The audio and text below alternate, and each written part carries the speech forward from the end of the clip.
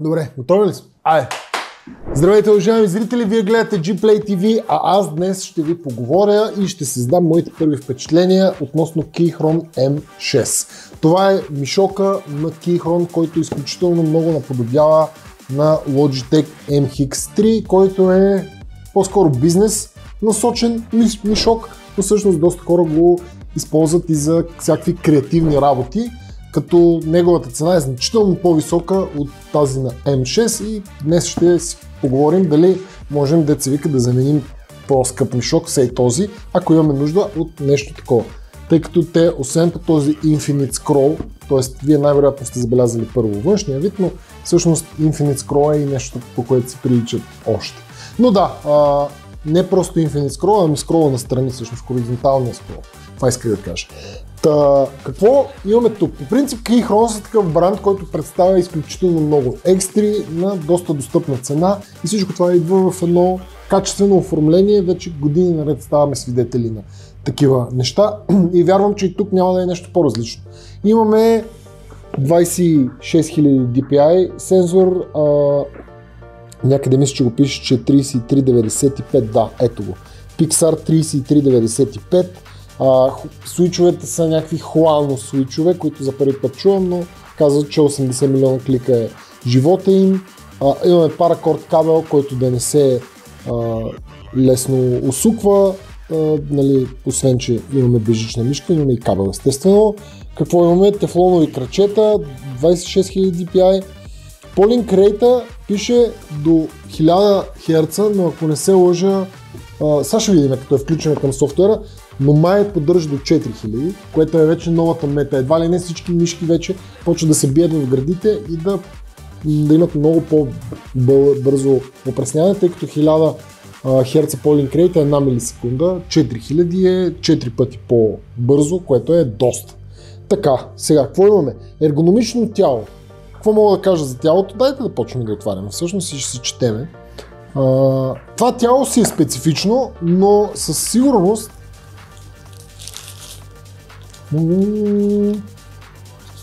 пластмасата е някаква матирана. Много по-лека е, ама много по-лека е от тази на Logitech. Значи ако трябва да съм напълно честен, като взема тия двете мишки, все едно тая е от Lucky Boy, а тази е някаква скапарска мишка. Това е от гледна точка на самия материал, от който е изработен. Тази просто се усеща доста по-ниско качествена и ние обаче сега ще разберем, или поне ще видим, тъй като все пак е хубаво да се ползва нещо доста дълго време, за да можем да дадем представа, именно за това правим и такива ревюта. Тук по-скоро това го наричам първи впечатления аз. Сега, имаме бутон, с който си избираме дали да е Infinite Scroll. Infinite Scroll, между другото, е същия като на... Аз всъщност не знам ние дали правим сравнение на тия мишки, но до някъде го правим. Но да, по принцип не е това целта, просто ми е интересно, тъй като е добра цената на тази мишка. От към скролове изглежда много добре. Този страничния скрол тук е 600 пъти по-мазен и приятен при Logitech, но той, защото е някакси, самия бутон е метален, самия скрол е безкраен, докато тук е такъв на тактове, както е този вариант сега. Е такъв, не е такъв, ами е такъв. И не можем да го регулираме, докато тук е безкрайния скрол, по-бавен такъв. Имаме двата допълнителни бутона тук отстрани, от тази страна нямаме и отдолу какво имаме? Стандартното там за Keychron бутони. Сега, какво имаме друго в пакета, защото искам да се включим към компютъра все пак, да видим софтуер и така нататък. Имаме си преходниче от Type A към Type C, имаме бежично донгълче, Type C и Type A, два варианта, супер удобно, мега яко, и имаме преходник и от Type C към Type A, т.е. двата варианта, двете посоки. Дет си вика, хората сте дали каквото ти трябва, все ще го намериш тук в комплект. Type-C се зарежда тук отпред мишока, ето така. Добре, включихме го, чай сега да включим и самата мишка. Хоп, светнаха някакви дискотеки отдолу, тук светна също в зелено. О, има връзка. О, значи по-различна е. Бате, много удобна. Пак казвам, като казвам много удобна, тази форма е като на G502. Или я обичаш, или не я обичаш. Но има едно по-различно скусение тук, между Logitech MX3 и тази. И смея да твърда, че и двете са доста удобни, но са различни. Тоест, ако на външен вид ви изглеждат еднакви, има по-различно усещане, като определено Logitech е по-разплут и по-обхващащ за по-големи длани, докато M6 на Keychron е по-мъничка, така, по-дребна. Някак си има чувство, че си хванал нещо по-мъничко, отколкото Logitech имаш чувство, че си хванал нещо бабанско. Така, сега, какво имаме тук? Имаме софтуер. Първо, откъде намерих софтуера? Тук всъщност нямаме Capture. Чай, ще я пусна стрим. Ще е адската, ако пусна стрим. Така, вижте откъде си свалих софтуера. Има и за Mac, има и за Windows. Сваляме го, дава ни някакъв Google Drive линк, сваляме от Google Drive 68 мегабайта и сега ще си го инсталираме, даже аз не съм го инсталирал. Инсталираме го, иначе тук бях си отворил мишока да го видя. 78 грама тежи, това е нещо мисля, което не съм споменал до момента. Какво друго мога да ви кажа? Да, готиното е, че има и Bluetooth, т.е. може да го вържете и по Bluetooth, и по Wireless, и с кабел. Може да го вържете потенциално към 3 устройства едновременно, което е доста силно.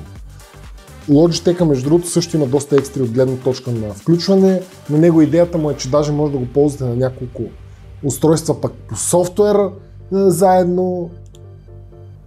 Не съм сигурен от гледна точка на... чай сега ще погледнем, всъщност от гледна точка на софтуер. Ето тук имаме индикация какво ни е нивото на батерията. Показва ни как сме свързани, можем да си модифицираме бутоните, виждате колко бутона имаме. Казах ви за свичовете какви са. Имаме тук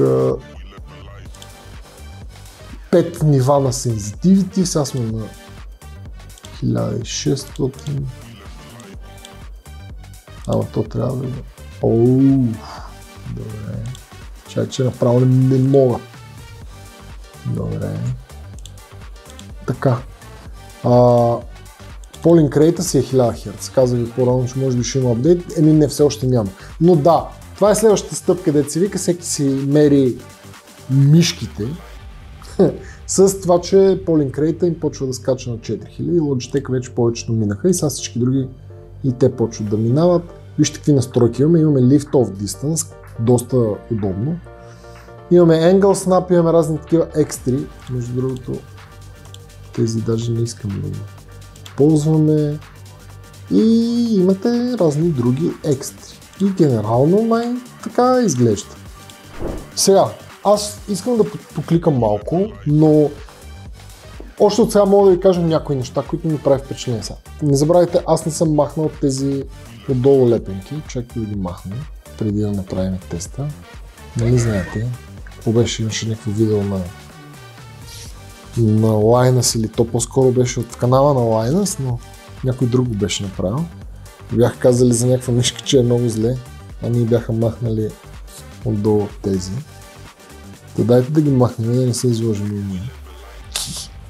И да покликаме с нея, но да, първите ми впечатления са, че когато сложиш двете мишки една до друга, веднага забелязваш колко по-премиум е Logitech. Най-вероятно заради това и цената е доста по-висока. Но в момента, в който почнеш да ги използваш, свикваш с така по-ниско качественото усещане, да кажем в тази, но по никакъв начин не бих казал ниско качествено генерално, а просто по-ниско качествено, отколкото от Logitech. Свикваш и всъщност става доста удобно. Както казах, има разлика. Тук някакси първо ми ляга тази част на длънта в Logitech, докато при това по-скоро тук някакси се прегъвам. Смея да твърдя, че може би в по-дългосрочен план май Logitech ще ми е по-удобен. Аз съм ползвал между другото, когато работех, ползвах може би последните 2 години такава мишка. И бях супер доволен и много ми харесваше. И сега, слагайки я тази, определено усещам моментално разликата. Сега, интересно ми е да пробваме... Добре, айде да подсъкаме малко и се включваме след малко с финални впечатления. И така, уважаеми зрители, разцъках малко тази мишка и съм тук, за да ви споделя моите впечатления. Смятам, че по-скоро може би трябва да ги отделно да ги разглеждаме. Да, безспорно се приличат, но се и различават. Аз самият при по-продължително ползване някакси почнах да държа мишката по друг начин. Тоест, може би формата не че не ми допада, но поне не приляга така, както се очаква да прилегне. Докато тази форма ми е удобна повече. Но пък, като че ли много бързо се нагласих към новата форма и всъщност ми стана доста удобен мишока.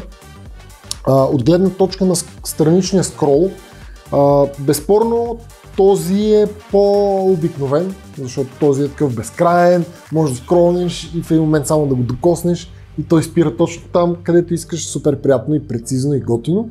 Тук го няма това, но пък имаш хоризонталния скрол, който на някои хора им върши много полезна работа. Аз, както казах, в едни екселски таблици да скролнеш настрани е супер полезно.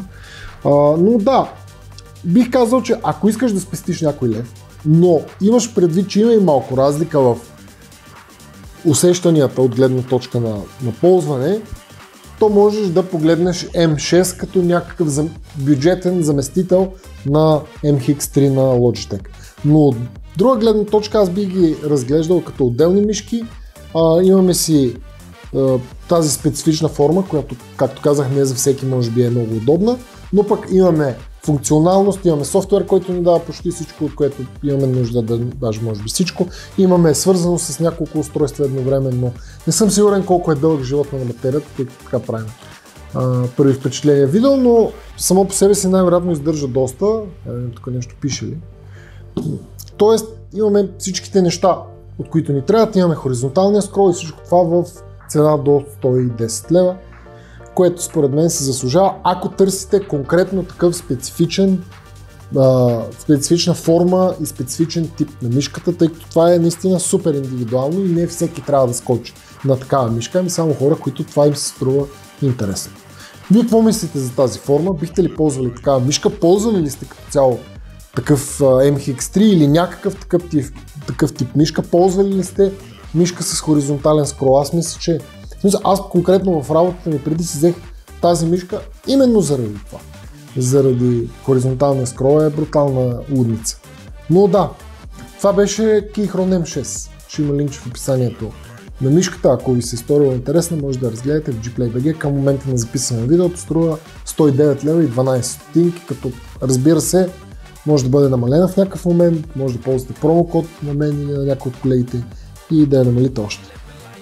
Нещо друго?